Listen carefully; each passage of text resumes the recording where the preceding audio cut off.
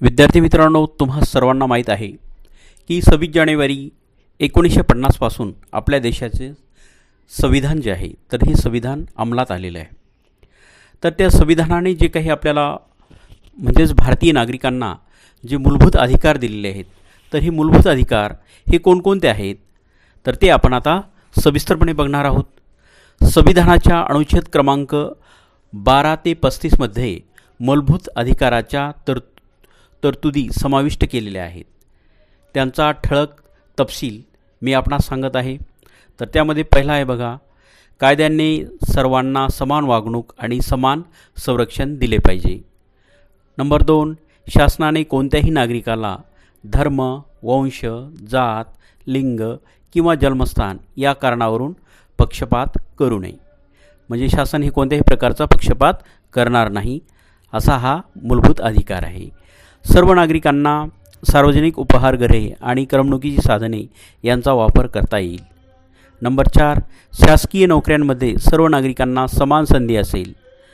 मागासलेल्या जाती जमातींसाठी राखीव जागा ठेवण्याचा व इतर सुविधा देण्याचा अधिकार शासनाला आहे. नंबर 5, अस्पृश्यता नष्ट झाली असून ती कुणालाही पाळता येणार नाही. त्या प्रथेनुसार कुठलेही वर्तन शिक्षेला पात्र ठरेल. ज्या दिवशी संविधान अंमलात आलं म्हणजे 26 जानेवारी 1950 पासून हे संविधान अंमलात आलं, तेव्हापासून या देशातील अस्पृश्यता ही कायद्याने नष्ट करण्यात आलेली आहे आणि अस्पृश्यतेची प्रथा जी आहे ती बंद करण्यात आलेली आहे. परंतु असं जर कोणी वागत असेल तर ते शिक्षेस पात्र राहील. त्याचबरोबर 6वा जो अधिकार आहे तो आहे प्रत्येक भारतीय नागरिकाला पुढीलप्रमाणे स्वातंत्र्य देण्यात आलेले आहेत. कोणकोणते आहेत बघा आता. भाषण, अभिव्यक्ती, मुद्रण स्वातंत्र्य. म्हणजे प्रत्येक माणसाला, प्रत्येक नागरिकाला भाषणाचा अधिकार दिलेला आहे. आपलं मन, आपलं मत व्यक्त करण्याचा अधिकार दिलेला आहे. मुद्रण स्वातंत्र्य म्हणजेच वृत्तपत्र आपण वेगवेगळ्या पद्धतीचे मासिक, साप्ताहिक, दैनिक असे चालवू शकतो. त्याचबरोबर निशस्त्र सभा संमेलनाचे स्वातंत्र्य. आपण कुठल्याही प्रकारचे शस्त्र न बाळगता आपण सभा आणि संमेलनं घेऊ शकतो. संघटना स्थापन करू शकतो. त्याचबरोबर देशाभर आपल्या देशभरामध्ये आपण कुठेही संचार करू शकतो, फिरू शकतो. वसाहत स्वातंत्र्य.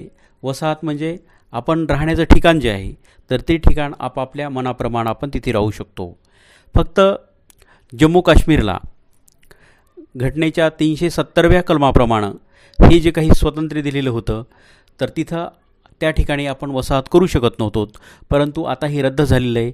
त्या ठिकाणीसुद्धा जाऊन राहण्याचा आपल्याला आता अधिकार पोचत आहे. व्यवसाय स्वातंत्र्य.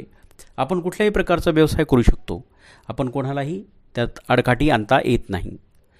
त्यानंतर 7वा जो अधिकार आहे तर तो आहे कुठल्याही नागरिकांचे जीवित अथवा स्वातंत्र्य कायद्याने प्रस्थापित केलेल्या प्रक्रियेशिवाय हिरावून घेता येणार नाही.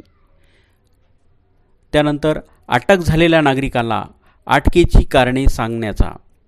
म्हणजे जे काही एखाद्या माणसाला अटक करण्यात आली असेल तर ते अटक कशासाठी करण्यात आलेली आहे तर हा सुद्धा त्याचा अधिकार आहे की त्याला ते समजलं पाहिजे. आणि त्याचबरोबर त्याच्या मनाप्रमाणे तो वकील लावू शकतो. त्यानंतर कोणत्याही नागरिकाला माणसाचा व्यापार किंवा वेठबिगार करता येणार नाही.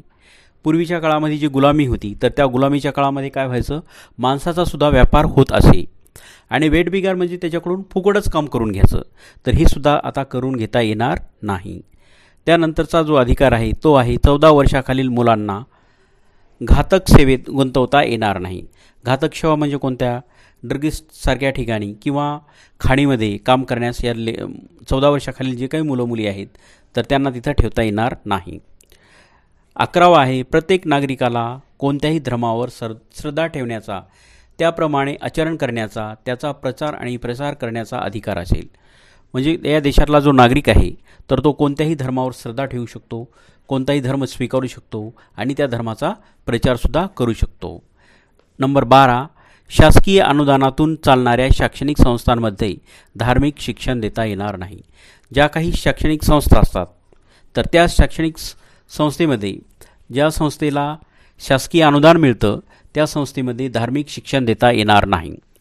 असं जर कोणी देऊ लागलं तर त्याच्यावर कायदेशीर कारवाई करण्यात येईल.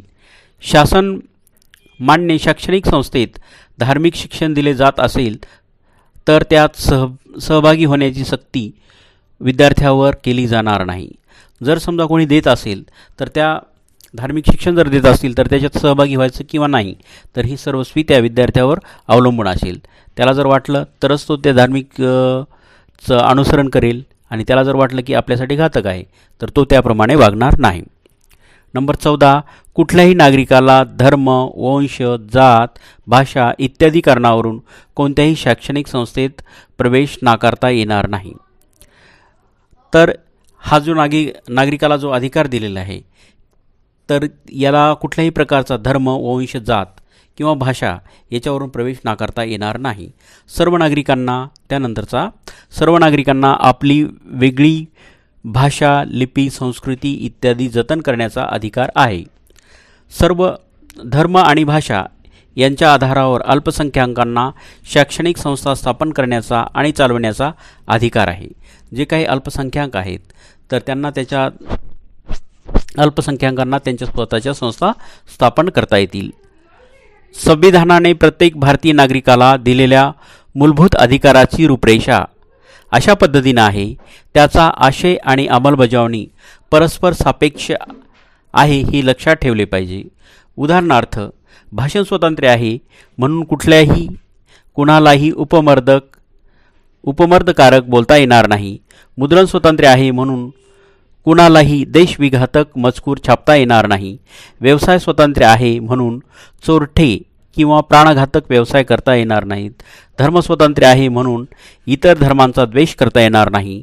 आपल्या मूलभूत अधिकाराचा संकोच झाला असे वाटल्यास कोणत्याही नागरिकाला सर्वोच्च न्यायालयात दाद मागण्याचा अधिकार संविधानाने बहाल केलेला आहे.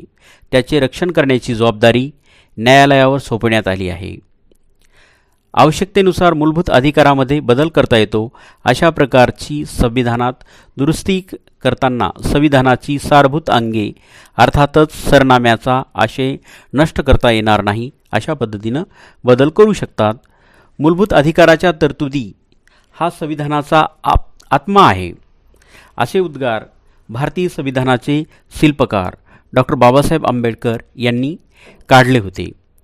अशा पद्धतीनं आपल्याला जे काही मूलभूत अधिकार दिलेले आहेत त्या अधिकाराची आपण काटेकोरपणे अंमलबजावणी होते किंवा नाही. जर कोणाला त्याचा काही अडीअडथळे येत असतील तर त्या सर्वांना त्यासाठी सुप्रीम कोर्टामध्येच म्हणजे उच्च न्यायालयामध्ये जाऊन दाद मागता येते. अशा पद्धतीनं मूलभूत अधिकार देऊन प्रत्येक माणसाला चांगल्या पद्धतीनं जीवन जगण्याचा अधिकार मिळालेला आहे.